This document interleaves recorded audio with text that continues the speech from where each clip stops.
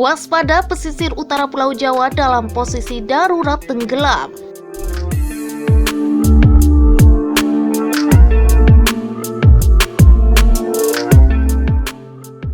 Berdasarkan laporan Intergovernmental Panel on Climate Change atau panel antar pemerintah tentang perubahan iklim tahun 2021, kawasan Asia Tenggara akan mengalami dampak yang cukup parah. Hal tersebut menandakan tenggelamnya pesisir utara Pulau Jawa. Hal tersebut menandakan tenggelamnya pesisir utara Pulau Jawa bukan lagi sebuah prediksi, namun sudah menjadi ancaman. Kerentanan kawasan Asia Tenggara terhadap kenaikan permukaan air laut ditemukan lebih cepat terjadi dibandingkan daerah lain. Hal ini semakin diperburuk oleh pergeseran tektonik dan efek surutnya air tanah. Edwin Aldrian, pakar iklim dan meteorologi Badan Riset dan Inovasi Nasional, mengatakan, hilangnya wilayah pesisir dan kemunduran garis pantai di Asia Tenggara telah diamati dari tahun 1984 hingga 2015. Proyeksi menunjukkan bahwa permukaan laut regional rata-rata terus meningkat. Ini membuat kejadian banjir lebih sering di daerah pantai, ditambah lagi tingkat total ekstrim air lebih tinggi di daerah dataran rendah dan erosi pantai mulai terjadi di sepanjang pantai berpasir, ungkap Edwin dalam webinar yang diselenggarakan BRIN Kamis 16 Maret. Edwin menegaskan bahwa kenaikan air laut tak lepas dari fenomena mencairnya es di kutub bumi dan pemuaian air laut karena pemanasan global.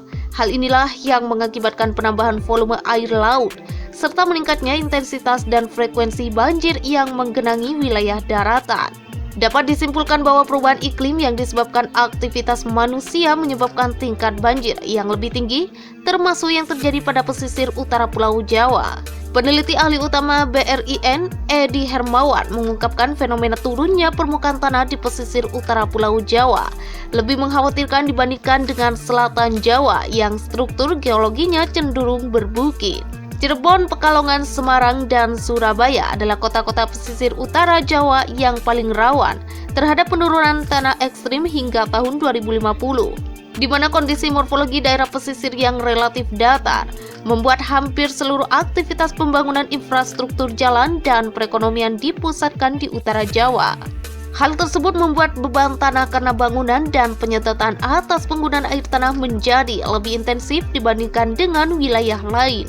Untuk itu, upaya mitigasi dengan kebijakan penggunaan air tanah, penanaman mangrove, dan pencegahan perusakan lingkungan harus segera dilakukan, ujar Edi.